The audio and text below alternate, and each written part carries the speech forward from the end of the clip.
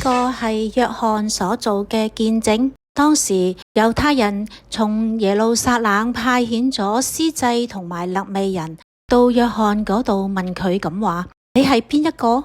佢明明承認並冇否認，佢明認咁話：我唔係默西亞。佢哋又問佢咁話：咁你係邊個？你係厄里亞嗎？佢話：我唔係。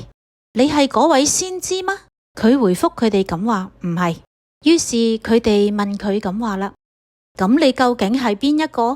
好叫我哋向嗰啲派遣我哋嚟嘅人一個答覆。關於你自己，你講啲乜嘢呢？約翰就咁樣話啦：我係喺曠野裏面呼喊者嘅聲音，修直上主嘅道路。正如依撒意亞先知所講嘅，被派遣嘅有一啲係法利賽人。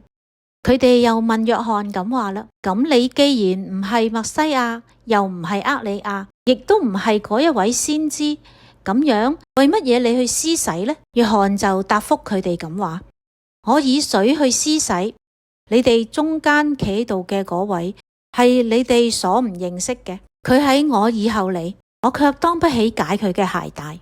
呢啲事發生喺約旦河對岸嘅伯達尼，約翰施洗嘅地方。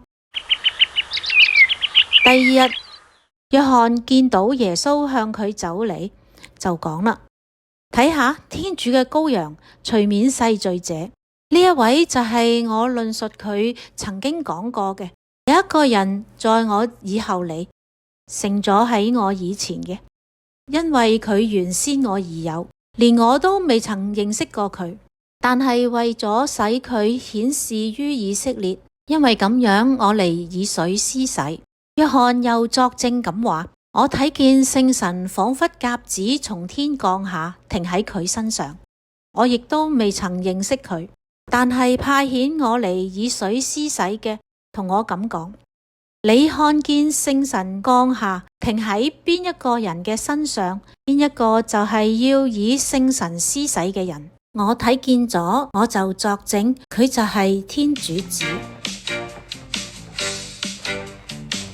聖經注釋：前驅約翰為耶穌所作嘅兩次見證，一係喺耶路撒冷公議會所派遣嚟嘅使者前，明言自己並非選民所期待嘅默西亞，只係為默西亞預備道路嘅人；另一次係喺自己嘅門徒同聽眾前，聲明基督係先佢而有嘅天主子，係除免世罪天主嘅羔羊。